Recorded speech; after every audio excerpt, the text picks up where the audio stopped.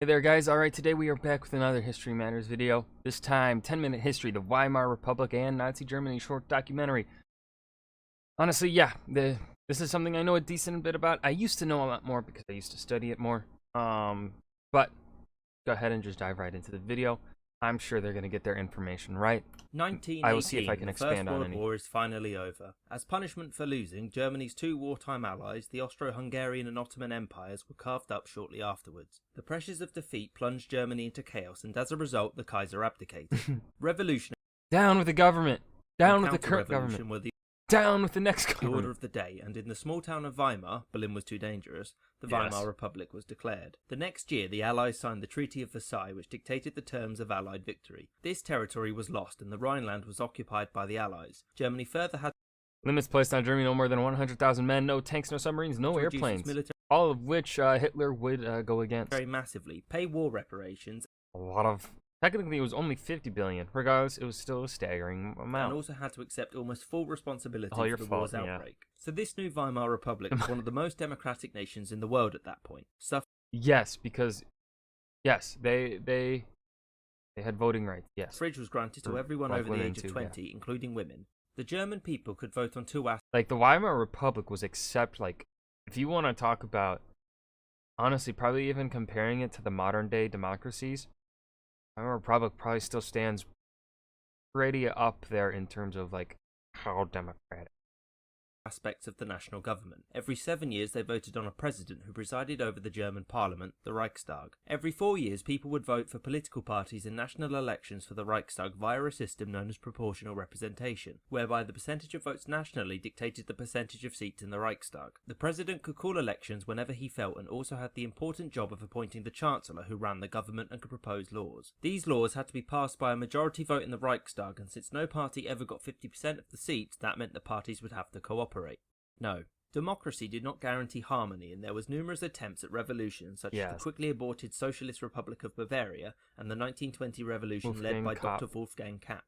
Kapp seized Berlin, and the German army refused to attack him because there was a strong belief that Germany had only lost the war due to political betrayal. Kapp's revolution was only ended by a general strike which ground the country to a halt. This turmoil did not help the German economy, and eventually Germany missed a war payment. The French wished to punish the Germans for this, whereas the British wanted leniency. The French government decided... Yeah, the French, I would say the French, because of how much they suffered during World War I, they were fucking pissed, and they just wanted to just fuck the shit up out of Germany. That if the Germans would not pay them, then they'd simply take the money instead, and in 1923 the French occupied the heavily industrialized region of the Ruhr. The reason for this was that German reparations could be paid in raw materials, many of which were produced there. Another way that German reparations could be paid was in foreign currencies, which were paid for by printing more paper marks. This created the hyperinflation that the Weimar Republic is famous for. For example, in January 1923, a loaf of bread cost 163 marks, and in early November in 1923, the same loaf of bread cost over 75 billion marks. In November 1923, another attempted revolution occurred in Munich, led by a certain Adolf Hitler and undertaken by the Yeah, I've never heard of this man before in my life. SA, the military arm of the National Socialist German Workers' Party. Such a fucking long name, like, look at that. National Socialistic Deutsche... I'm sorry for any German viewers.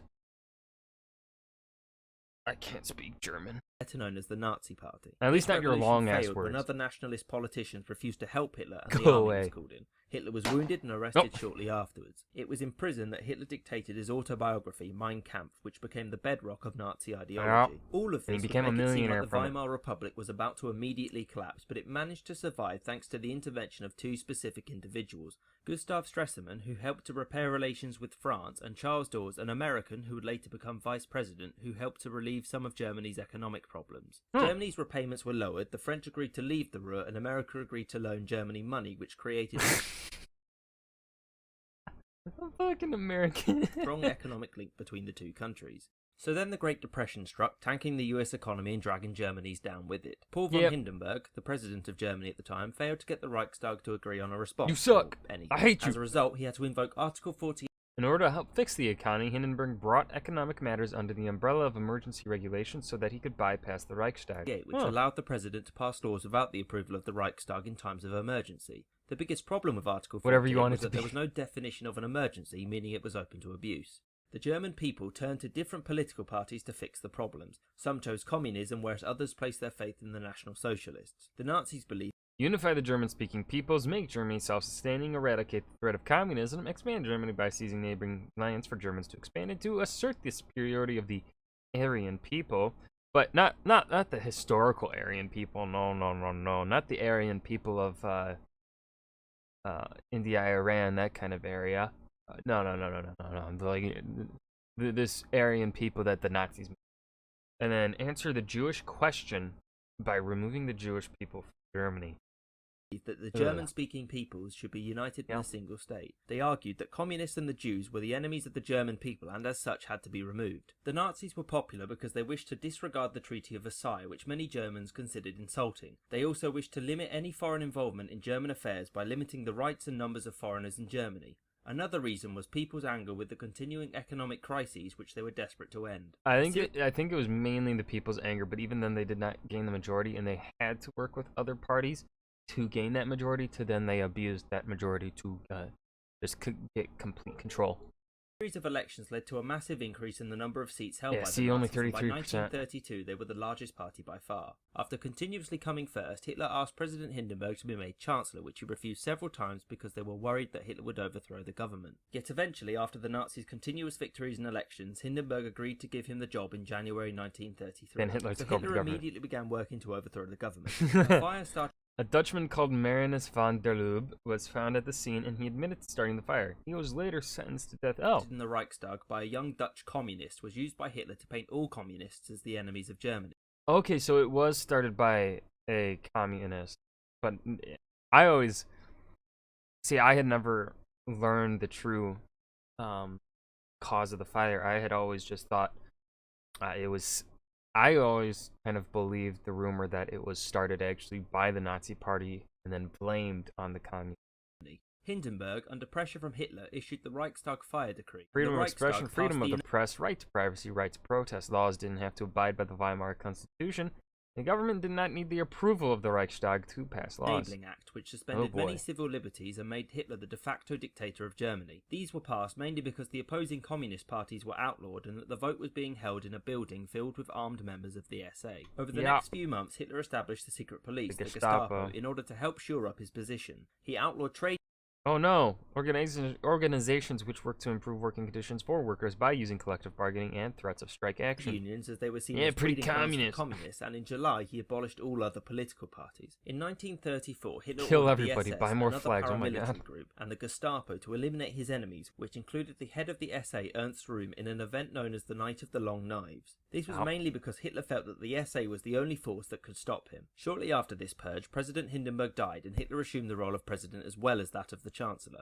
He declared himself the Führer of Germany and using Article 48 create a single-party dictatorship. The lives of Germans changed massively under the new Nazi regime. The media was brought under the control of Joseph Goebbels, the Minister for Propaganda. Heinrich Himmler was placed in command of the Gestapo and the SS, who were ordered to crack down on anyone who disagreed with the Nazi government. Germans, for the most part, accepted having less freedoms in return for a higher standard of living, and because the Nazis had ended the chaos from the decade before they took power. The Nazi government established the German Labour Front, which was like a trade union except without the representation. The Nazis also established the Strength Through Joy program, which was designed to keep workers happy. It even helped to reduce class barriers by making vacations, clubs, cinemas, and other recreational activities open to people outside of the upper classes. Its most popular creation was the People's Car, better known as the Volkswagen, which further bridged the class divide since it could be paid for in installments. In 1936, Hermann Göring was put in charge of the economy, beginning the 4-year plan, which was supposed to make Germany entirely self-sufficient within 4 years. Unemployment virtually disappeared, conscription was instated, and major public works were undertaken, most famously the Autobahn and the Berlin Olympic Games. The most important part of the 4-year plan was that it saw the beginning of German rearmament. Oh my God.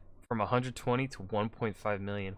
Violation of the Treaty of Versailles. Hitler's plan to unify the German people picked up towards the end of the 30s. In 1938, after some double dealing, threats, and a referendum, German troops marched into Austria and Hitler announced its annexation. After negotiations with the British and the French, it was agreed that Germany would annex the ethnically German Sudetenland from Czechoslovakia. Germany soon afterwards occupied half of it, which wasn't agreed. The Lithuanians then caved into Hitler's demands for this territory. The British and the Memo, French, yeah. afraid of a new major war in Europe, did nothing to deter Hitler from seizing more and more territory or rearming, which served only to embolden him. An agreement was then made between Germany and the Soviet Union to divide Poland, and on September 1st, 1939, the Germans invaded, and 2 weeks later the Soviets would do the same, beginning the Second World War. France and Britain had an agreement with Poland and declared war on Germany, although Germany would quickly overrun France. In 1941, the Germans invaded. Alright, so this, yeah, alright. This is, I thought this was just going to go up until Hitler took control over the German government. No, we're going into World War the II. Soviet Union shortly before declaring war on the United States. We're going to just cut right through World War II, very successful, and by 1943, the Third Reich looked like this. The Allies, particularly the British and the United States, over 10,000 German civilians were killed every month by bombings. Began bombing campaigns against German cities, most notably Cologne, Hamburg, and of course Dresden. These attacks were designed to destroy German factories and infrastructure, as well as frighten the Germans into submission. The German economy didn't change drastically. More guns, more tanks, more planes. Germany had already been producing arms for many years. One major difference between Germany and the Allies was that Germany was very reluctant to have women working in the factories, which ultimately lowered the number of available workers and frontline soldiers. In the conquered territory, the Nazis did not use forced labor everywhere. In France, hundreds of thousands of men voluntarily went to Germany in order to work in factories there. But they did, though. I remember, we've watched videos where they've talked about how Frenchmen were forced into labor into Germany. The Nazis implemented a policy of forced labor. Now, in Poland, many women were forced. Now, of course, there would obviously be some Frenchmen that, of course, went voluntarily, but to work farmlands to produce food, whilst men worked in factories. Many Jewish people, alongside anyone else considered undesirable, were used for slave labor to produce weapons, some of which they sabotaged. Throughout Europe, the Jewish populations were rounded up and placed into concentration camps. The original purpose of these camps was not extermination but forced labor, although they all had horrendous mortality rates. Well, essentially, it would also become... It wouldn't be like extermination as in like just outright kill them. It was pretty much like euthanize them, make it so that they don't reproduce, so that they die off, but like before they die off, you use them as slave labor. Before and throughout the war, that's my understanding. Oh boy, the Jewish question. Anti-Semitism was already very common in Europe at this time. It had been common in Europe for centuries. Jewish people made an easy target for the Nazis. Yes, they did. Because of the whole widespread anti-Semitism that was common in Europe for a lot of European history.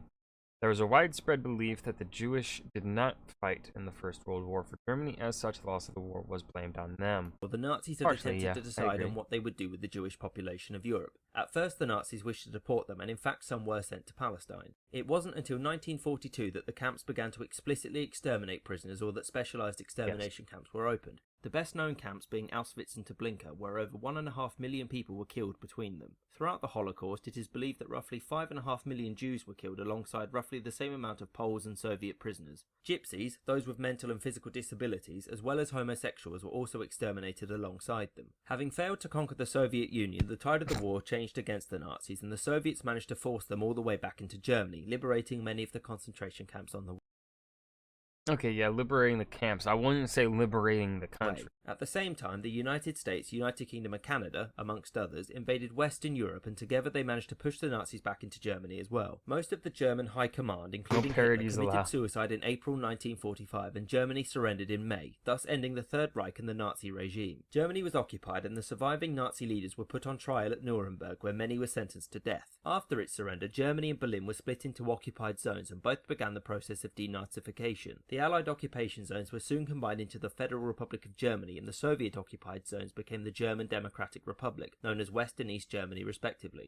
They would remain divided until 1990 at the end of the Cold War. Ultimately, the legacy of Nazi Germany is complex. The Nazis, whilst committing unimaginable crimes, managed to reinvigorate Germany and build it into a military powerhouse. The Nazis brought about immense suffering across the European continent, and their actions reduced many countries, including Germany itself, to ruins. The consequences of Nazism are still being examined because, frankly, it's still too soon to know exactly what they are.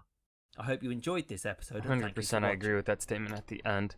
And that was 10-minute history of the Weimar Republic and Nazi Germany short documentary. I really was not expecting this to go throughout all of World War II. I was really expecting it just to cover the end of World War I, the start of the Weimar Republic, and then to maybe at most, I was expecting it to end by like 1939, start of the war. But you know, I cannot complain. Now this is an older video, so I will, like, I think it was 2016 was when this was made. I took a look down at the description before I started watching this time. But yeah, so I will excuse. I can excuse. I'll be lenient on some of those, like especially the French thing. There was French forced labor there. There were a lot of. I think maybe it was just the way it was worded. Maybe that's how it came across. At least to me, maybe. I don't know. I'm certain. But that was a good video. And of course, in 10 minutes, you can't cover all of the things like the Nazis did in terms of tricking the numbers to make it look like there was actually zero unemployment. But yeah, that was History Matters 10-minute history. I hope you guys enjoyed. Remember to hit that like button and subscribe for more. And I will see you guys in the next video. Peace.